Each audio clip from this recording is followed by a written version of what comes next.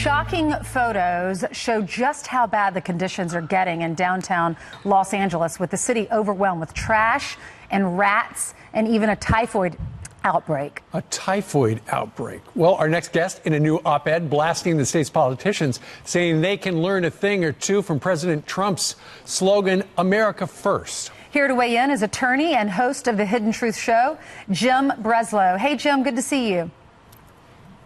Good morning from beautiful California. Yeah, you live out there. Tell us what you see when you walk down the streets in L.A. Well, first of all, I want to start with the positive, that California is a beautiful place. Mountains, oceans, beaches, desert. But I think that's also part of the problem, is that everybody loves living here. People are going to continue to come here. And it doesn't matter how bad our government gets, people are going to want to live here. It's like a restaurant that's in a beautiful location. They don't need to have great service. They don't need to have great food. People are going to still keep coming. And that's what we have in California. And yes, the latest example of that is this trash that has been piling up in downtown Los Angeles, resulting in typhus and so on. The cause of it appears to be the tremendous increase in homelessness that's been reported widely across California. All of my friends and neighbors are dealing with issues with it. I'm dealing with it in my community, which is an affluent community. They're dealing with it in downtown Los Angeles. And we've got a second problem. We have a big release of prison populations. The Supreme Court has ordered California to release prisoners because we don't have proper housing for them. So California is again and again demonstrating the failure to provide the most basic governmental needs for its people. Yeah, and I think part of the latest situation out there, Jim, is that they were going to try to crack down on the amount of stuff that these people along Skid Row could have piled up, and they decided at the last minute not to do anything about it. Gavin Newsom, the governor out there, said this: California is what happens when rights are respected, when work is rewarded, when nature is protected, when diversity is celebrated, and free markets are free markets. We are nothing less than the progressive answer to a transgressive president. Is he right about that? I think that's part of the problem. We have a governor who appears to be more focused on global issues and on preparing for a run against this president rather than solving the problems right here in California. And that's why kind of the headline of my article was, it's time for California to be put first. There was a belief out there that President Obama tended to see himself as president of the world as opposed to the United States. And I think that's what led to Donald Trump. He said it's time to put America first. We need our governor in California to put America first. He's focused on solving global warming. He's focused on solving open borders. He's implementing the Green New Deal in California with this extremely expensive bullet train. The train to nowhere, as I call it, rather than solving the basic problems of Californians. If you would like to read his op-ed, go to foxnews.com. Jim Breslow, thank you very much. Thanks, Jim.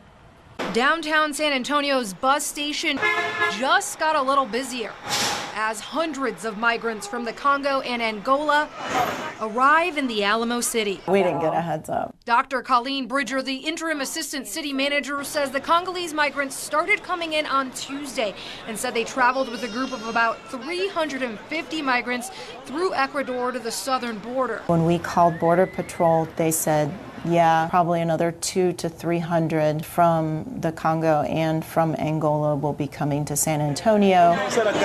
That includes Masenji, a Congolese migrant who didn't want his face on camera but told me via Google Translate he came to America for security reasons and said, quote, my family is staying in my country, but with the help of the USA, I can get him back.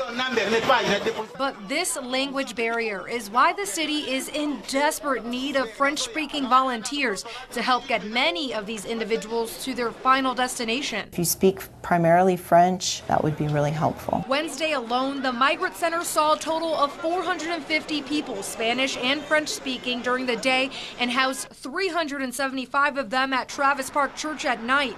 The city opened up the Frank Garrett Center to house the Congolese migrants for the week. weekend, but after that, they're not sure where they'll put them, especially since they don't know how long some of them will be here. The plan was 350 of them would travel from San Antonio to Portland. When we reached out to Portland, Maine, they said, please don't send us any more. We're already stretched way beyond our capacity. So we're working with them now to identify other cities throughout the United States where they can go and begin their asylum seeking process. Jaleesa Rosari, KENS 5 Eyewitness News. Okay, today is June 10th, 2019. I want you to read this because if you think the problems of the homeless and the people urinating and shitting in the streets is only in California, under those Democratic, communist, liberals, terrorists out there in California that legislate California and are the politicians, it's not just California. It's now spread to Las Vegas, the city of Las Vegas, Nevada. As reported June 7th, 2019, Las Vegas attorney homeless using alley for bathroom needs and sexual acts, and I'm sure drug use too. It just wasn't put in there. So we're going to get into this story. So it's not just in California. It's now spread to Las Vegas and has been for quite a while. I noticed it when I was out there in 2015. It was bad. Keep in mind, Nevada is run by Democrats, Democratic liberals, communists, socialists. The city of Las Vegas has gone downhill so bad, I don't care if I ever visit there anymore or not. It is no longer the city that it used to be 10, 15, 25, 30 years ago. Not at all. And it's getting worse. Let's look.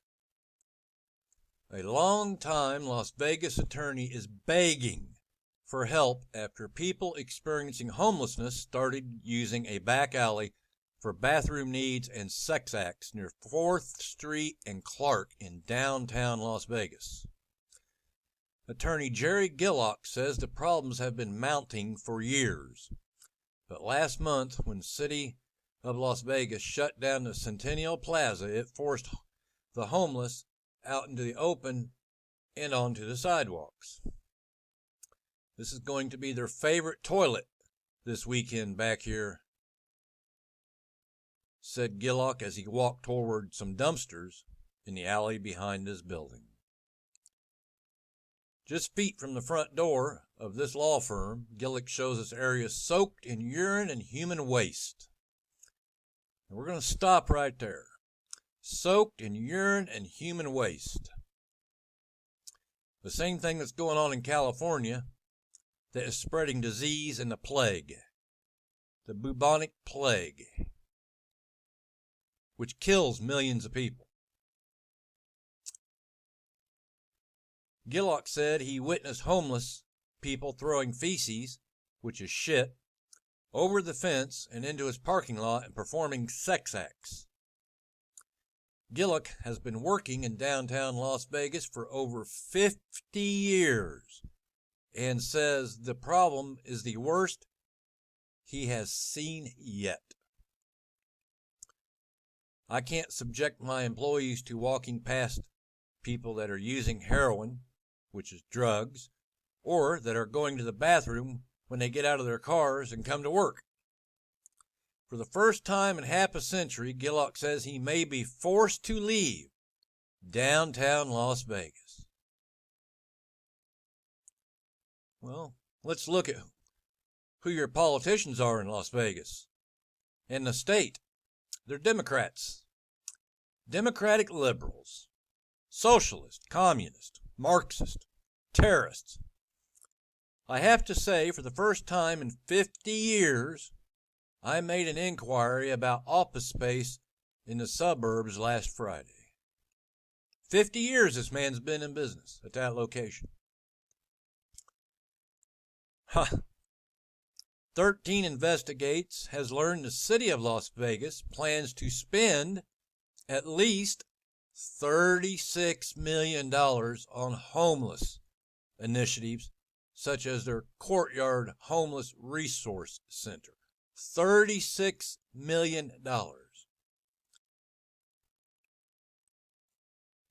I'm sorry the legislature ignored our request, our plea, frankly, for help, said Ward 3 Councilman Bob Coffin.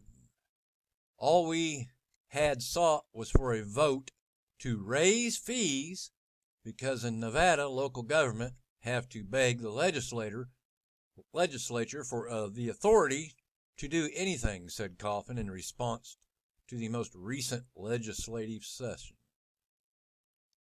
Coffin said the city wanted to raise money to address homelessness, but instead the legislature in Nevada, Las Vegas, elected not to grant the request and opted to study the issue for 2 more years. I'm just frustrated to beat the band on this because dealing with homelessness downtown in the alleys and parks and on sidewalks, in the neighborhoods, in homes, behind occupied homes too, we're stuck with no authority. The City of Las Vegas will notify their community services team about the situation. But in the meantime, it's recommended people call 311 to report issues related to homelessness. According to the City of Las Vegas, approximately 3,500 people sleep on Las Vegas streets each night. Jesus Christ. I'm telling you. So they can't help the homeless, the Americans that are homeless, the legal Americans that are homeless. But coming out of California, we get this news.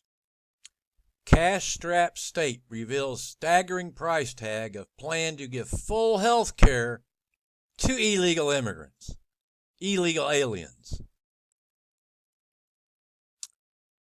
That's California, just across the border from Nevada.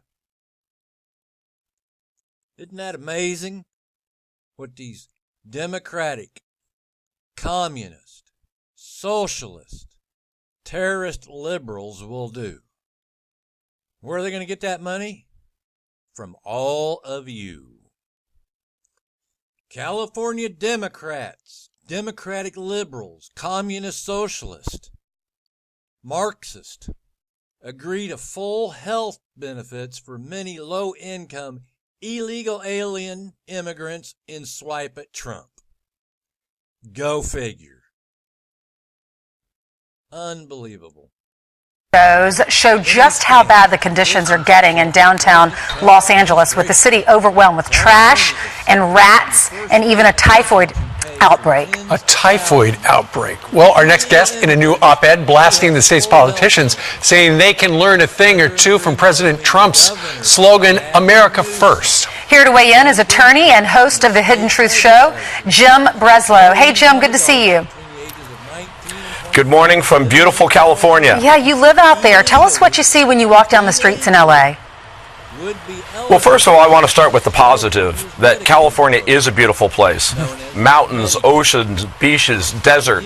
But I think that's also part of the problem, is that everybody loves living here. People are going to continue to come here, and it doesn't matter how bad our government gets, people are going to want to live here. It's like a restaurant that's in a beautiful location. They don't need to have great service. They don't need to have great food. People are going to still keep coming. And that's what we have in California. And yes, the latest example of that is this trash that has been piling up in downtown Los Angeles, resulting in typhus and so on. The cause of it appears to be the tremendous increase in homelessness that's been reported widely across California. All of my friends and neighbors are dealing with issues with it. I'm dealing with it in my community, which is an affluent community. They're dealing with it in downtown Los Angeles. And we've got a second problem. We have a big release of prison populations. The Supreme Court has ordered California to release prisoners because we don't have proper housing for them. So California is again and again demonstrating the failure to provide the most basic governmental needs for its people.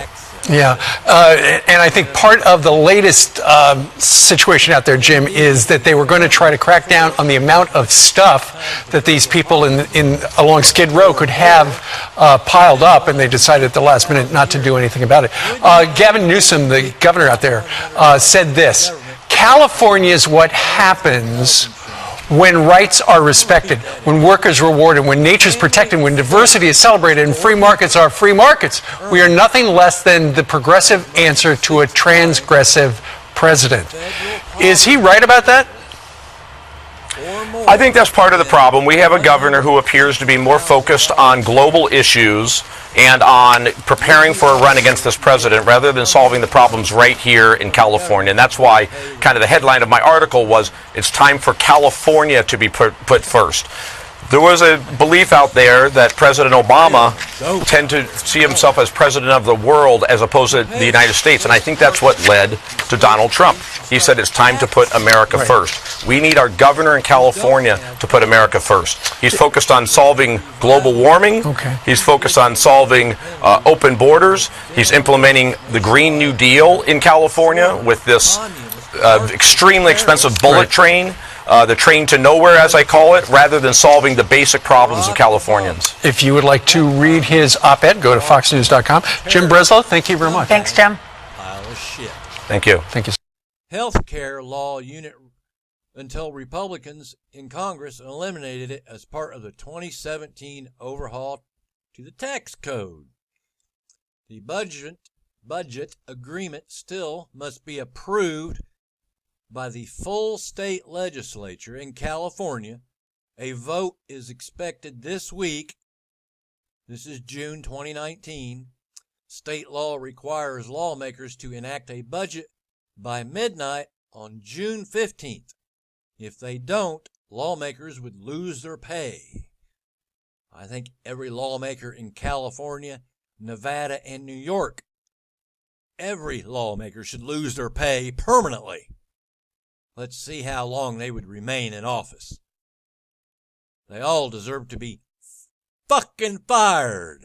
Two hot topics and just a short time to get to them. So let's bring in Drew Pinsky, board-certified internist. Okay, Dr. Drew, great to see you. I have to begin with this shocking case out of L.A., and two friends of mine have told me about this. A police officer now has contracted that really rare and life-threatening illness, disease, typhoid fever. Now, what is it, fewer than 350 Americans contract this every year? So what's going on here? We have complete breakdown of the basic needs of civilization in Los Angeles right now. We have the three prongs of airborne disease. Tuberculosis is exploding. Rodent-borne, we are one of the only major cities in the country that does not have a rodent control program, and sanitation is broken down. We had a typhus outbreak last summer. We will have a typhus outbreak this summer. I'm hearing from experts that bubonic plague is likely. It's already here. It will get onto the rat fleas. And then now finally we have this oral fecal route contamination, which is typhoid fever. 3 cases, 1 confirmed, probably 3. This is unbelievable. I can't believe I live in a city where this is not third world, Laura. This is medieval. Third world countries are insulted if they are accused of being like this. No city on earth tolerates this. The entire population is at risk. And God forbid if measles, this is a population that's suboptimally immunized. If measles gets in, I just have an image of myself on my knees in the gutter tending to people, because this summer is likely to be a very profound problem. Well, and meanwhile, we're welcoming in, tens of thousands into California in the next few months of illegal immigrants. And I had a chance to talk to a lot of these migrants after they cross the border. They have no papers, they have no identification, but they have a friend or a relative who are going to go visit, and one couple of people had nowhere to go. So I don't know how you ever check health records, and they're flooding into many cities in California, San Jose, L.A., San Diego. And we can't handle our situation such as it is. And there's a very bizarre thing going on where the government is somehow insisting that housing is the problem, when in fact we have chronic mental illness, we have addiction, we have people who don't want to leave the streets. They literally won't take the housing if we give it to them, and that's the population that's vulnerable and is going to get so ill this summer. It scares me for their well-being. Listen, Laura, I need your your help. I want to pierce their shield of qualified immunity so we can go after them for reckless negligence. This is disgusting. It is reckless negligence, and we have to have a solution to this. Yeah, I mean, I know the businesses are all upset, just like they are in San Francisco. No, I don't think you get how dire this is. I'm here telling you, as a physician, I'm like standing on a railroad track saying the bridge is out. But this could be a very serious summer. The liberal politicians in California care about people. They're negligent, disgustingly negligent. It's almost like as I was driving over tonight, I thought, do they want the people on the streets to die? Is that really they don't care if they all die? That's is that compassion. Really where we are now? Yeah, well, Dr. Drew, we didn't have time to get into the six-figure rehab. We'll have to have you back for that. That's a shocker. I'll do it. It's a teaser for your next appearance. But okay, thank you enough. for sounding the alarm. This is not political. This is a health crisis now. This is a health crisis that we've not seen in this country for 100 years. And to Texas now, where we're learning exclusively about a new health threat coming from illegal border crossers. The Border Patrol now worried about a virus outbreak. And ABC 15's Savita Fergani is taking action to get that story in Texas. They're seeing crossers with contagious infections, and sources tell me right now, all that's separating the sick from the healthy, this caution tape, and agents tell me that's not enough. We're sending people everywhere, and the average person, the average citizen doesn't realize what's going on down here. Agent Chris Cabrera's concerns go way past the hundreds of women and children that cross the Rio Grande River every day in southern Texas. We're having an outbreak of scabies that it's been going on for a month or so now. The illegals will come across, they'll jump that fence. Texas border resident Jorge Garcia says word about the contagious skin infection is getting around. Our Border Patrol comes and checks with us almost on a daily basis here, and they told us about an outbreak of scabies here at the McAllen station. And that's not all. We're starting to see chicken pox, we're starting to see staph infections, we're starting to see different viruses. Garcia believes the viruses are not confined to the detention center. Not long ago, a group of border crossers came knocking on his door. It was a 7-month-old baby. The baby was shaking and cold. It had a high fever. We're told the Department of Homeland Security called in the Coast Guard medics. This trailer is just one of many used to treat the sick. They're all contagious. So now we're transporting people to different parts of the state, different parts of the country, and some of these viruses are asymptomatic at this point. They're not showing the symptoms. Just the fact that we're exposed to it, and so is everybody else here in South Texas, is a great concern to us. And thousands of those immigrants that were detained, then released, are now spread all over the United States, including Arizona. It's unclear how many were treated for illness. And as of right now, DHS has denied every request I've made to speak to medical staff and take tours of the 3 facilities right here in Texas that are providing treatment. In McAllen, Texas, Savita Fergani, ABC 15 News. On the ground, the agents are frustrated. Morale is low. They don't like to see their work. You know, when they've apprehended these people, they don't like to see them just released into our society. They want them deported as much as you and I. All these Border Patrol agents we know are dedicated, patriotic people. We depend on them to be able to live here. I mean, if we didn't have the Border Patrol here, we probably wouldn't be here. I mean, we absolutely depend on them for our safety here. Equip them with the proper equipment that they need, night vision equipment, the latest night vision equipment, more boots on the ground. You know, we probably wouldn't be dealing with what we're dealing with right now, but that's not the case. You know, that's not happening. They had asked years ago for more help, and instead they were cut. And now all of a sudden the government's finding all this money to house these illegals and feed them and cater them when this could have been avoided. The criminal element is still coming through, and there's a substantial amount of that traffic slipping through here, and we're experiencing it every day. We've had a lot of traffic this week. There's been a number of encounters with these guys. There's imminent danger out here. These people have criminal intent. It would be nothing for us to be killed and the house ransacked and vehicles stolen. But there's only one way for this criminal element, the gang members, the young men that have been deported multi times, and this is their only route through. And this is what I'm seeing is all young males. I would say the last 50 or 60 illegal immigrants that I've seen out here have been 90%, 95% male. A lot of these teenage boys coming from El Salvador and Guatemala, to be able to survive in Guatemala City Guatemala, you know, by the time they're 13 years old, if they're not a gang member, they don't live. And that's what we're experiencing here. And they've murdered somebody. Yeah, well, they've murdered somebody, or they had to be a gang member to be able to survive. We know for a fact that these gang members that are coyotes that lead the humans through here are ruthless and heartless. And if somebody gets cramped up, they walk off and leave them. They don't call 911 to give a location where this person is. They tell them they're going to die. Sometimes they abuse them, beat them up a little bit, slap them around, and then leave them. And that's usually where they die. What advice would you give people visiting this area of Texas? Well, everybody just knows that, you know, you need to be very vigilant. You don't want to let any of these people get too close to you. You want to keep a distance. You want to keep a cell phone with you. And a lot of this country doesn't have cell phone service, but you definitely need to be armed. And your Second Amendment rights are very, very crucial to be able to live here. It's way past time to stand up and secure the border. No question there's a huge criminal element coming in here, going to every city in the United States, even Washington, D.C. People from terrorist countries, countries that are deemed special interest countries, pouring in here undetected. It's time to step up and shut the border down. We can shut the border down in Afghanistan or Iraq. That's a big priority. Our biggest priority needs to be shut down this southwestern border. This has made an awareness to the rest of the country, because now the rest of the country is getting these people shipped to their backyards. And, you know, we've always said what's coming through our backyard is heading to their backyard.